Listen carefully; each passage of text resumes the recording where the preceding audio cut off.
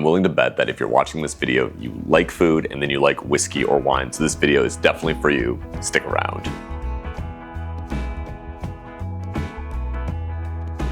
Welcome back to another episode of 5 Fact Friday, where we share 5 fun facts about a specific whiskey or wine topic, and hopefully you're going to learn something. Today, we are obviously, if you read the heading, the title, whatever, we're going through pairings and just some good tips about pairings and what you need to know if you're going to try to do a pairing for the first time. Now, before we get started on all of that, we need to think about what is a pairing and what is the goal of a pairing. So with a pairing, you are taking food and then your beverage, and you're trying to make them both be more elevated and trying to bring up something unique out of both of them. That's a little bit harder to do sometimes, so if you can elevate the dish, awesome. If you can elevate the wine, awesome, or the spirit, whatever. But if you can elevate both of them, that is going to be a perfect pairing.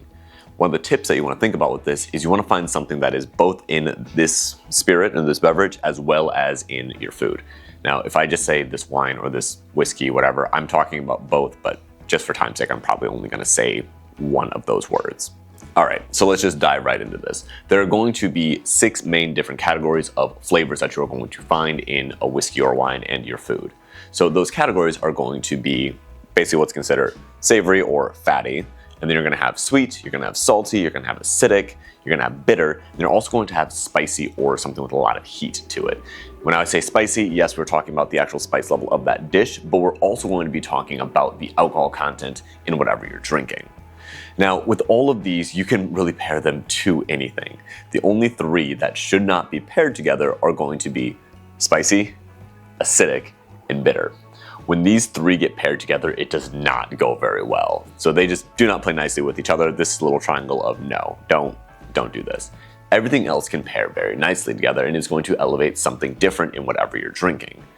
Now, again, if I have, say, a big, bold red wine and then I have a salmon dish or something like that, that is going to be interesting, and it's probably not going to work super well because this red wine is going to probably overpower everything that's going on in this dish. Or if it is a very just juicy dish with a lot of flavor, it might end up overpowering the wine. Now that we have this imagery in mind of trying to follow this chart, this is what I really this is what I really just like to go with for beginners. So if you are someone who is not a beginner and you understand this a little bit better, go ahead and drop down in the comments some really good pairings that you like to do that aren't always complementary, but might be a little bit more congruent where they're kind of butting up against each other.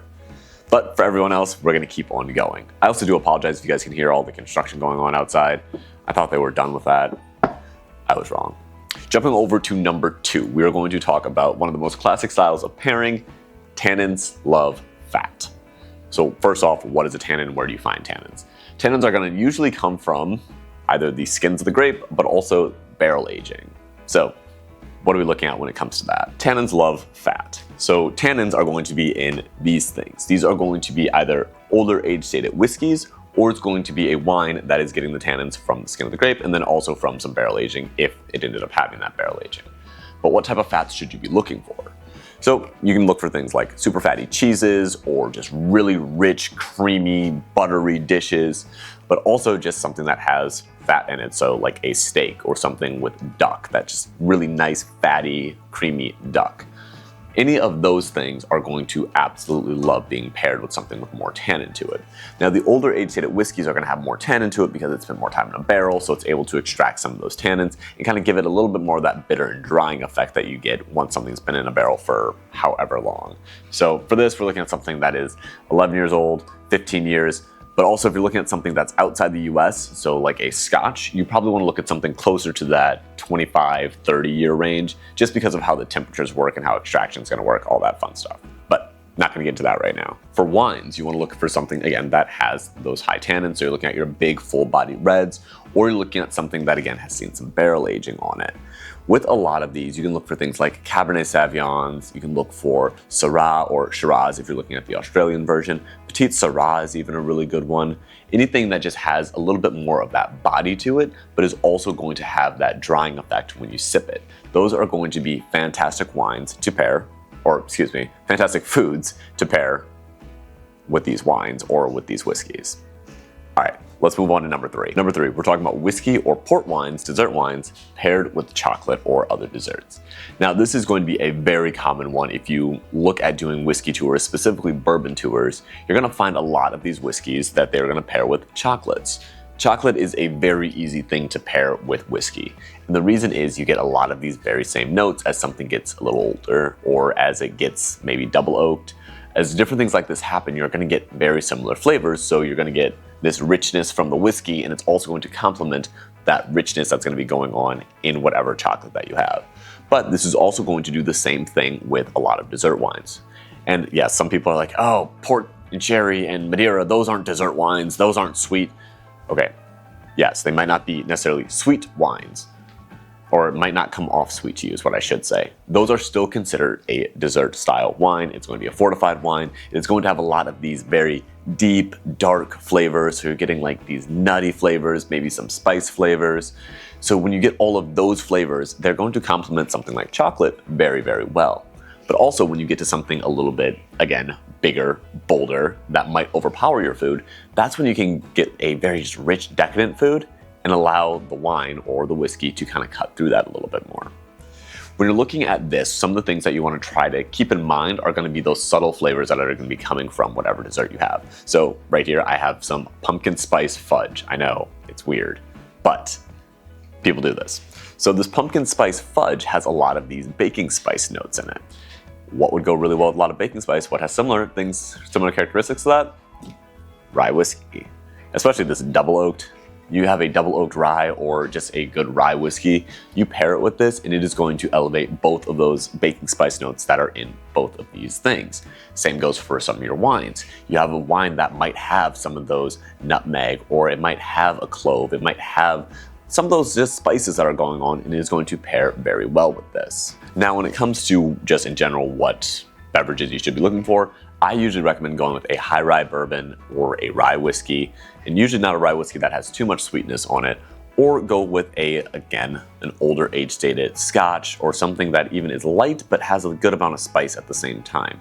And then for your wines, things like ports, Madeiras, sherries, Tokai even, are going to go very well with the dessert if you can find whatever is similar between them.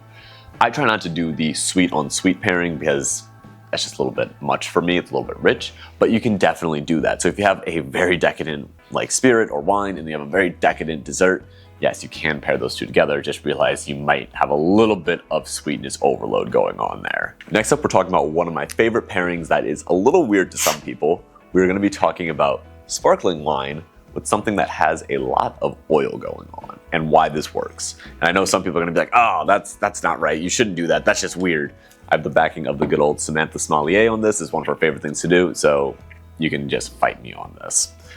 But why does having something with bubbles go with something that is super oily? The reason is really, really cool once you start to think about it. But essentially what's going on when you have something that is super oily, of course, it is going to coat your mouth. So I'm talking about French fries, I'm talking about fried chicken, I'm talking about potato chips, for goodness sake. Anything that has a lot of oil in it, having something that is sparkling is going to work very well. And typically something a little bit more dry sparkling is going to work than having something that has some sweetness to it. So keep that in mind as well. But the reason this works is the effervescence, or all of the bubbles that are going to be going on in here, are going to work very well at cutting through all of that just really thick oil. One of the other places you can do this is with something that is, again, super rich. So you might have a super rich and creamy dessert. Guess what? This is going to pair very nicely with it. So having something with effervescence that is going to help cut through all of your oils, all of your fats, all of that rich creaminess. So one of my favorites here, I'm saying so a lot today. One of my favorite things to do here is going to be that fried chicken with a sparkling wine, especially a very nice, super dry sparkling wine. This is going to go very nicely with it. All right, you guys ready for the last one? Let's do it. We're going to be talking about one of the most classic pairings that you can really do out there, and that is going to be steak with anything else. Now, this can be a really, really easy one, but also it is super easy to mess up. Now, when I say a steak, I'm not talking about getting like carne asada somewhere in your taco, or like that really thin steak that's super dry. I'm talking about a very nice, well-cooked steak that has a good amount of body to it, that has some fat to it.